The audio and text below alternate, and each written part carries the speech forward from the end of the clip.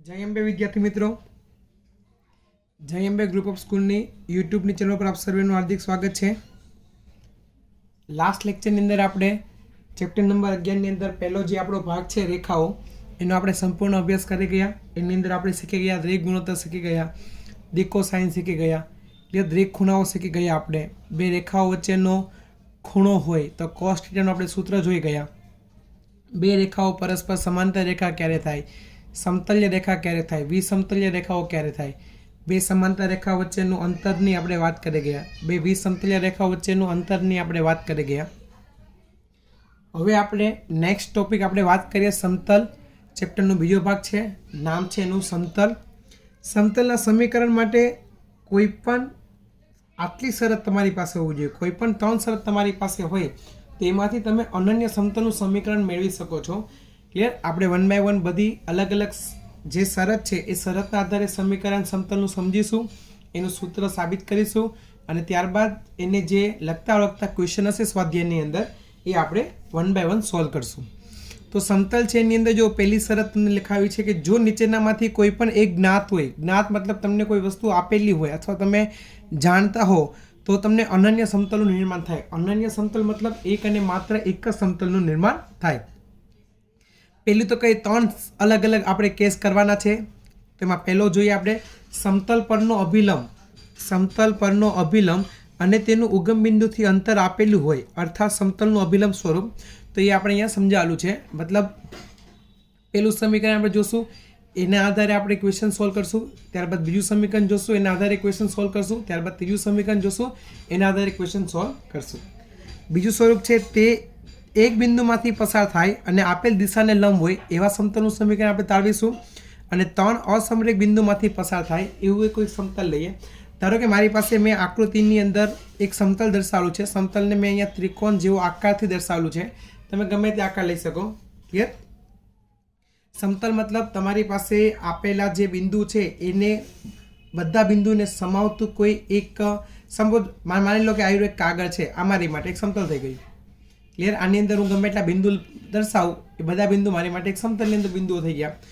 अभिलंब स्वरूपमां समतलनुं समीकरण। हवे आपणे आनी वात करीए। चेप्टरनी अंदर सेकंड पार्ट छे समतलनी शरूआत करीए। धारो के XYZ एक समतल छे। ओके, अभिलंब स्वरूपमां अभिलंब पहेला तो तमने समजावी दो। अभिलंब एटले शुं? तो अभिलंब मतलब उगम बिंदुथी समतल पर कोई बिंदु सुधीनुं लंब अंतर। क्लियर? अभिलंब आपणे चेप्टर नंबर 6 ની અંદર એ વાત કરી ગયા છીએ, સ્પર્શક અને અભિલંબ। એ આપણને ખબર જ છે અભિલંબ છે એ સ્પર્શકને લંબ હોય છે, અભિલંબનું કામ લંબ છે। ક્લિયર? તો જો સૌથી પહેલા હું તમને સમજાવું, ધારો કે O થી N એ અભિલંબ છે અને એનું લંબાઈ મેં લીધી છે D। આકૃતિની અંદર સમજો, O થી N છે એ અભિલંબ છે અને એની મેં લંબાઈ લીધેલી છે D। ઓકે, પછી સમતલનું સમીકરણ માટે મારે કોઈ એક બિંદુ જોઈએ XYZ। ધારો કે મેં એક P બિંદુ લીધું છે, P of XYZ। ઉગમ બિંદુની સાપેક્ષે P બિંદુનો સ્થાન સદિશ મેં લીધો છે R12। ઓકે, મતલબ આકૃતિની અંદર ON હતું, OP હતું અને ત્યારબાદ મેં P અને N ને જોડેલા છે। ટૂંકમાં હું તમને કહું તો અંદર મેં એક ત્રિકોણ બનાવેલો છે। ON એની દિશાનો એક આપણી પાસે સદિશ થશે OP। ए सदिश है मारी पासे x इंटू आई कैरेट प्लस y इंटू जे carat plus z into K carat थशे अने एक मारी पासे pn सदिश है। ओके, तो जो अहींया मैं लखाव्युं छे कि आकृति में दर्शाव्या प्रमाणे ओ उगम बिंदु है, ON O टू N ए O बिंदुमांथी समतल, समतलने आपणे पाई वडे दर्शावशुं, पाई। क्लियर? रेखाने आपणे L वडे दर्शावता हता, M वडे दर्शावता हता। समतलने आपणे पाई, बे समतल एक ज दाखलामां आपेला छे तो एकने आपणे पाई 1 लेशुं, बीजा समतलने आपणे पाई 2 लेशुं। क्लियर? त्रण आपेला है तो पाई 1, पाई 2 और पाई 3 लेशुं। तो पाई पर दोरेल अभिलंब है शू है? ON। तो ON ની લંબાઈ में लीधी है अहींया D। क्लियर? ON ની લંબાઈ में D लीधी है। हमारे ON ने सदिश तरीके लखવો હોય, सदिश तरीके, तो આપણે चेप्टर नंबर 10 ની अंदर भणी गया छे कि ON ની દિશામાંનો એકમ સદિશ। धारो कि हूँ N कैरेट लઉં છું, N कैरेट। क्लियर? ON ની દિશામાંનો એકમ સદિશ, तो ON ने सदिश तरीके હું કઈ રીતે લખી શકું? D इंटू N कैरेट थाय। આપણે ચેપ્ટર નંબર 10 ની અંદર શરૂઆતની અંદર એક ક્વેશ્ચનની અંદર દાખલા કરી ગયા છીએ કે ભાઈ કોઈ પણ સદિશની દિશામાં બે એકમ માન ધરાવતો એકમ સદિશ શોધો। તો અહીંયા માની લો કે ડી છે તમારું કોઈ માન છે, માન મતલબ અંતર છે, અને એની દિશામાં મારે સદિશ જોતો હોય આટલા અંતરનો, તો શું કરવું પડે? આપેલા સદિશનો એકમ સદિશ શોધવો પડે અને એને ડી વડે ગુણવું પડે. તો માની લો કે ONનો એકમ સદિશ છે n કેરેટ, એટલે મેં અહીંયા લખેલું છે ON બરાબર D ઇન્ટુ n કેરેટ. હવે સમતલનું સમીકરણ આપણે તાળવીએ.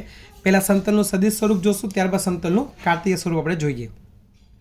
તો ધારો કે P ઓફ XYZ છે.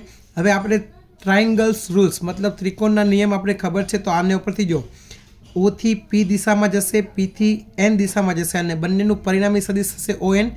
તો અહીં લખેલું છે OP સદિશ પ્લસ PN સદિશ ઇઝ ઇક્વલ ટુ ON સદિશ થાય. OP સદિશ પ્લસ PN સદિશ ઇઝ ઇક્વલ ટુ ON સદિશ થશે. ચલો, OP સદિશનો સ્થાન સદિશ મને આપેલો છે R12, તો R12 મેં મૂકેલો છે. P2N સદિશ મને ખબર નથી એટલે મેં એઝ ઇટ ઇઝ રાખેલો છે PN સદિશ. અને ON સદિશ છે, જો આ ખાલી માત્ર અંતર હતું ઉગમ બિંદુથી સમતલ પર દોરેલા લંબનું અંતર છે, લંબ અંતર છે, તો ON સદિશ તરીકે લખી શકાય D ઇન્ટુ n કેટ લખી શકાય. તો આના ઉપરથી D ઇન્ટુ n કેટ લખેલું છે. તો આના ઉપરથી મને PN મતલબ આ જે મારી પાસે PN છે એની મને સદિશ મળી ગયો is equal to D into n cap minus R cap. હવે આકૃતિમાં મેં તમને શું બતાવ્યું કે ભાઈ ON છે, ON એ કેવો છે? લંબ છે સમતલને. જો તમારે આમાં એઝ્યુમ કરવું પડશે કે ભાઈ તમારી પાસે આ એક સમતલ છે, આ એક સમતલ છે, ઉગમ બિંદુમાંથી મેં દોરેલી લંબ આ છે. ક્લિયર? ઉગમ બિંદુમાંથી મેં દોરેલું એક લંબ આ છે. તો તમારે અહીંયા સમજવું પડશે, એઝ્યુમ કરવું પડશે. જેટલું તમે એઝ્યુમ કરી શકશો એટલું ચેપ્ટર તમારી માટે ઇઝી રહેશે. ઓકે, આકૃતિની અંદર આપણને આપેલું છે ON લંબ PN છે. લંબ હોય તો બંનેનો ડોટ ગુણાકાર 0 થાય, મતલબ ON ડોટ PN બરાબર શું થશે? 0 થશે. ON ની કિંમત આપણી પાસે શું થાય? ON ની કિંમત છે D into n cap. PN ની કિંમત શું છે? D into n cap minus R12 is equal to 0 થાય. D શું છે? અંતર છે. આપણને ખબર છે અંતર 0 હશે નહીં. આકૃતિ પરથી તમને ખબર જ છે કે આ O થી N અંતર છે, અંતર 0 નહીં હોય. એટલે કામ કરું, હું D વડે આને ડિવાઈડ કરી દઉં. તો D is not equal to 0 મેં લખેલું છે, મતલબ D વડે મેં ડિવાઈડ કરી દીધું. તો n કેરેટ નામની સાથે ગુણી દો, તો n caret into n caret, n caret છે એકમ સદિશ. ક્લિયર? આપણને ખબર છે x bar dot x bar is equal to mod of x bar the whole square. તો n caret into n caret એટલે mod of n bar the whole square થશે. તો એનું માન છે 1 એકમ, કેમ કે એકમ સદિશ છે એટલે એની જગ્યાએ ખાલી D લખી શકો, ખાલી D. આ અહીંયા આવશે એટલે r bar into n cap થશે ઇઝ ઇક્વલ ટુ D. તો જે અભિલંબ સ્વરૂપમાં સમતલનું સદિશ સ્વરૂપ દર્શાવે છે, જે અભિલંબ સ્વરૂપમાં સદિશનું સમતલનું સદિશ સ્વરૂપ દર્શાવે છે.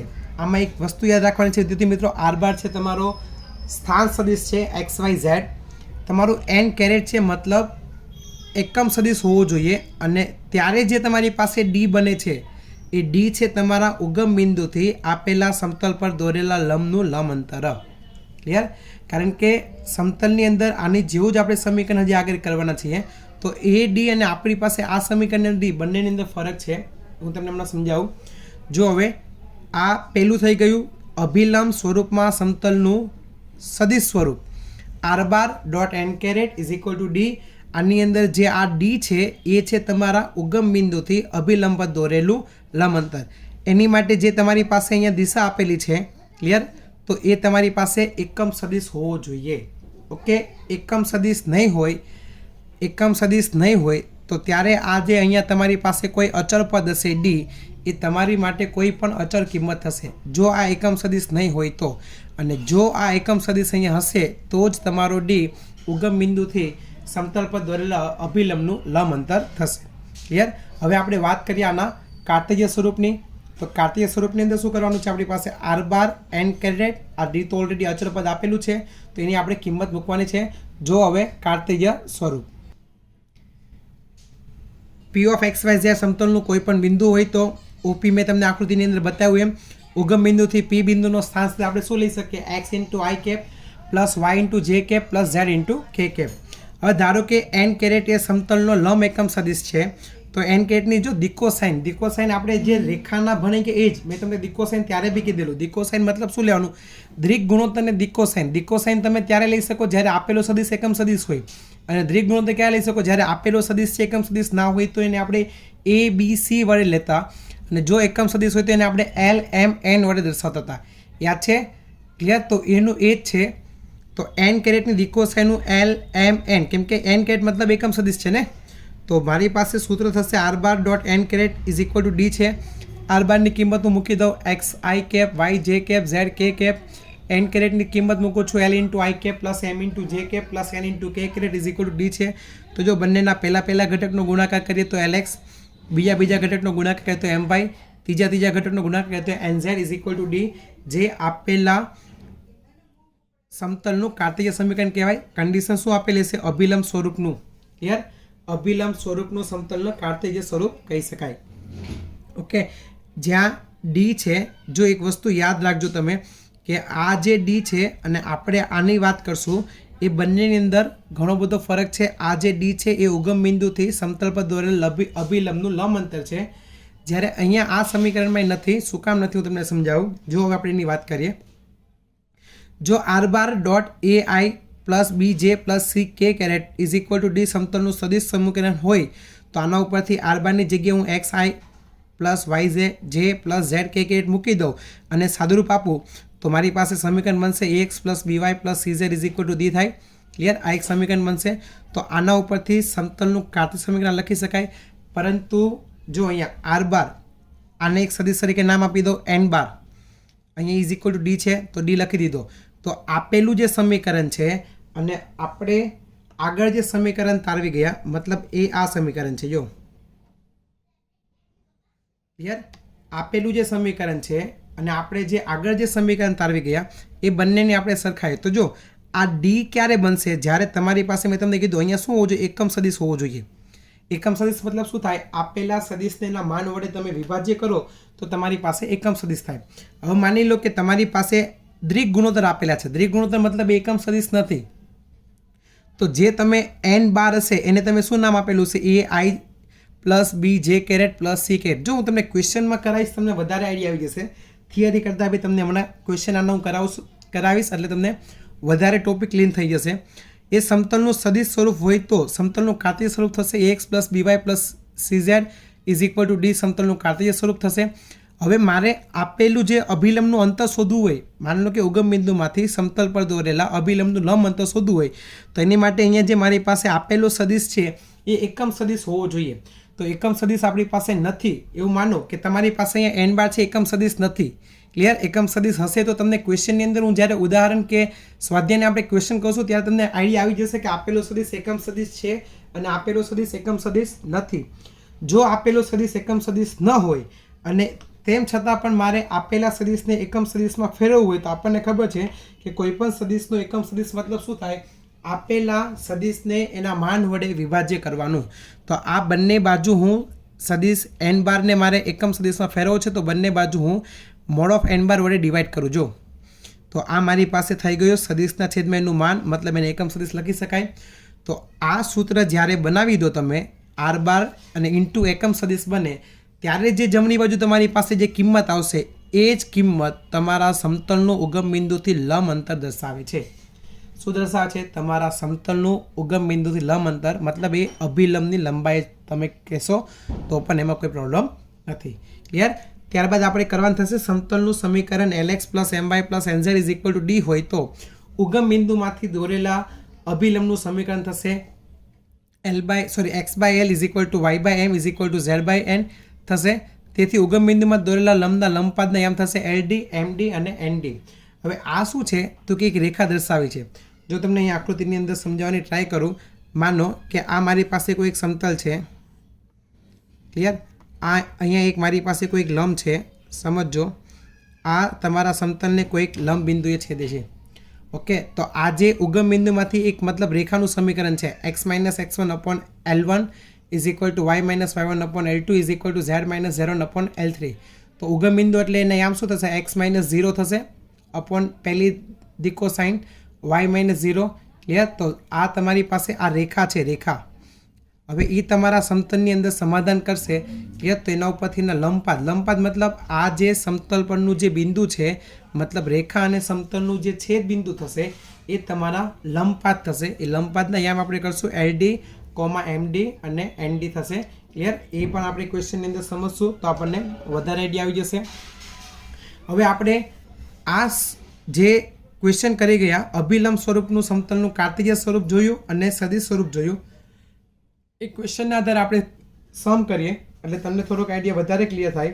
તો જુઓ એક્સરસાઇઝ 11.3 એની અંદર ક્વેશ્ચન નંબર પહેલો છે એ આપણે જોઈએ. ચલો એક્સરસાઇઝ 11.3. એક્સરસાઇઝ 11.3 ની અંદર તમને એવું કીધેલું છે, ધ્યાનથી તમે રકમ વાંચો કે નીચેના પૈકી દરેક પ્રશ્નમાં સમાવતા અભિલંબની દિક્કો સાઇન, જો દિક્કો સાઇન કહી દીધું આપણને, અને સમતલનું ઉગમ બિંદુથી અંતર શોધવાનું છે, મતલબ લંબ અંતર શોધવાનું છે. ક્લિયર? એનો જો પહેલો ક્વેશ્ચન હું લઉં, નંબર એ સ્વાધ્યાય 11.3.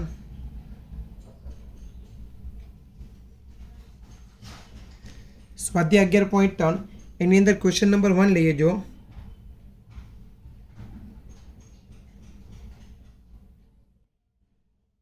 સમીકરણ આપેલું છે આપણને z બરાબર 2. એની અંદર પહેલો ક્વેશ્ચન છે એની અંદર મને સમીકરણ આપેલું છે z બરાબર 2. તો આપેલા સમતલની મારે શું શોધવાની છે? દિક્કો સાઇન શોધવાની છે. તો પહેલાં તો આના ઉપરથી દ્વિક ગુણોત્તર શોધી લો, મતલબ સમતલને એનું સામાન્ય સ્વરૂપ ax plus by plus cz is equal to D સાથે સરખાવો. ક્લિયર? તો જો તો આના ઉપરથી આમ લખી શકો તમે કે ભાઈ 0x plus 0y plus z is equal two 2 ને ex plus by plus cz is equal to D સાથે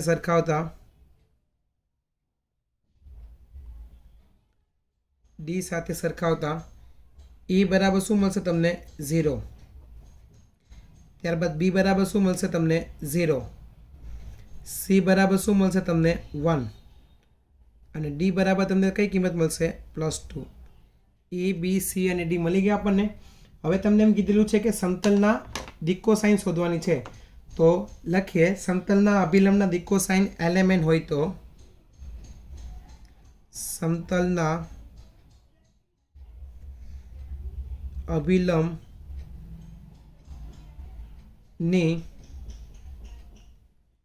દિક્કો સાઇન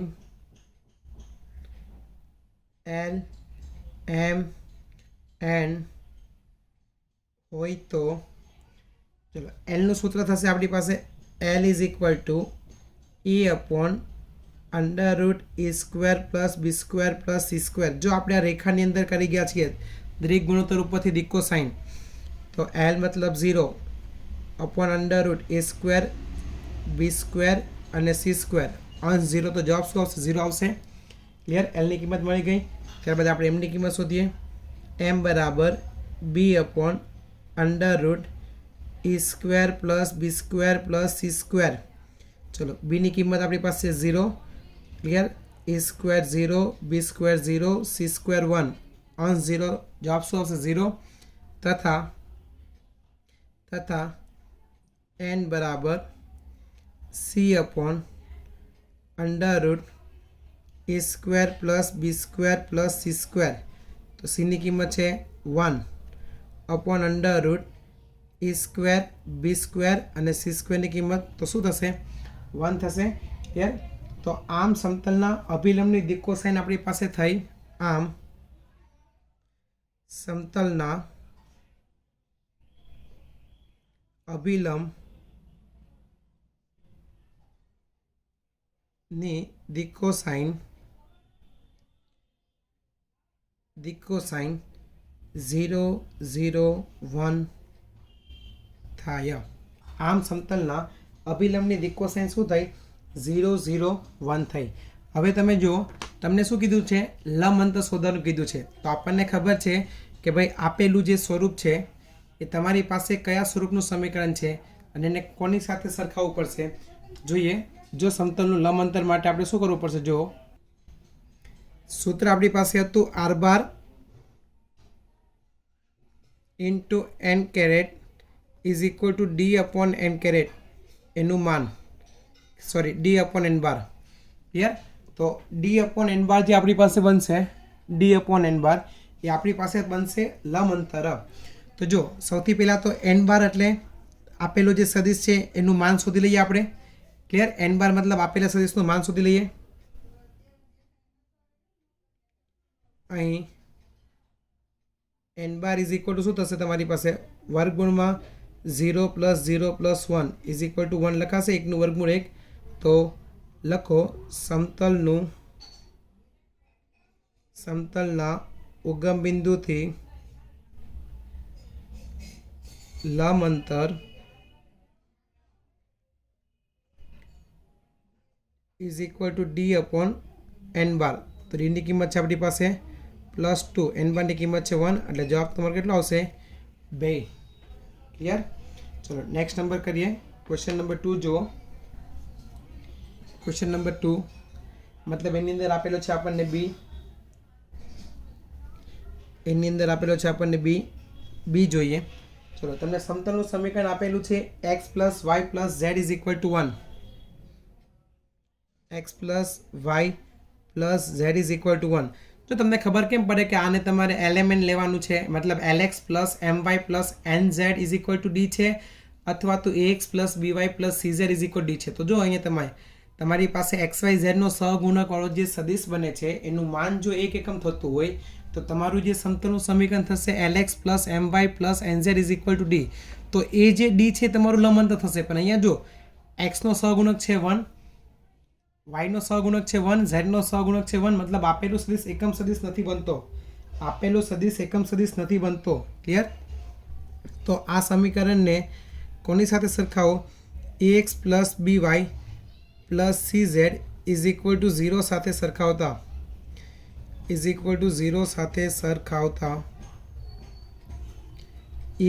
શું મળશે તમને? 1. b બરાબર શું મળશે? 1. c બરાબર શું મળશે? 1. અને d બરાબર શું મળશે તમને? 1. હવે જો આપેલા સદિશની આપણે અભિલંબના દિક કોસાઇન શોધવાના છે. તો લખો સમતલના અભિલંબની દિક કોસાઇન l m n હોય તો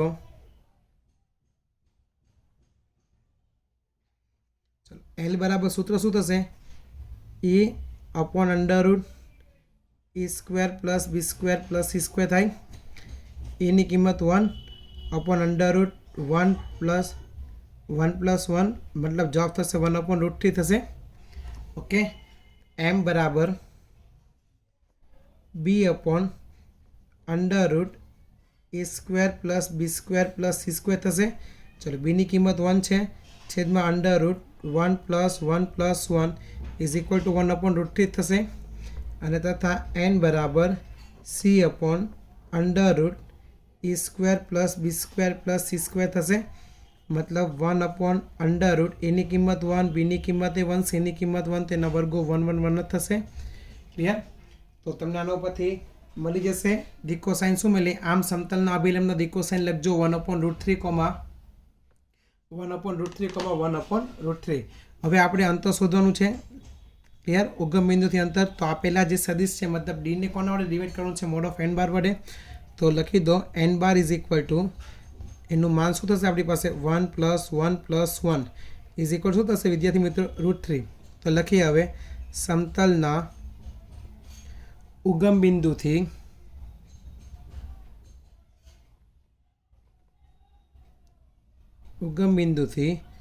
લંબ અંતર